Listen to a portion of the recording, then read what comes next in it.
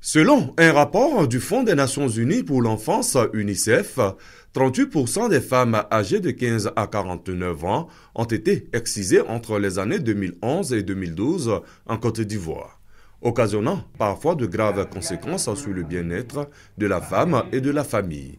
Le Centre de recherche en éthique des sciences, des technologies et de l'environnement de l'Université Alassane Ouattara veut apporter sa contribution à la lutte contre cette pratique.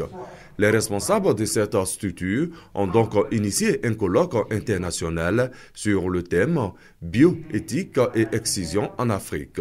Objectif, attirer l'attention des décideurs sur cette pratique néfaste. L'excision est une pratique millénaire qui ne cesse de se pratiquer et qui se perpétue malgré toutes les informations sur la dangerosité de cette pratique.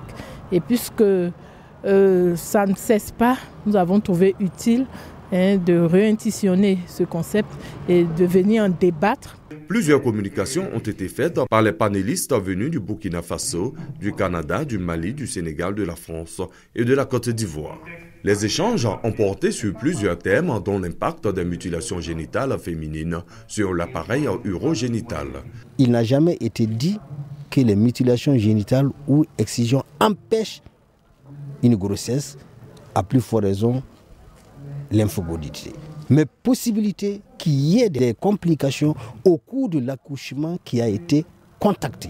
Ce n'est pas parce que c'est une tradition que c'est toujours bien. Le CRSA a pour mission de proposer aux États, aux universités, etc., une expertise de haut niveau en matière d'éthique.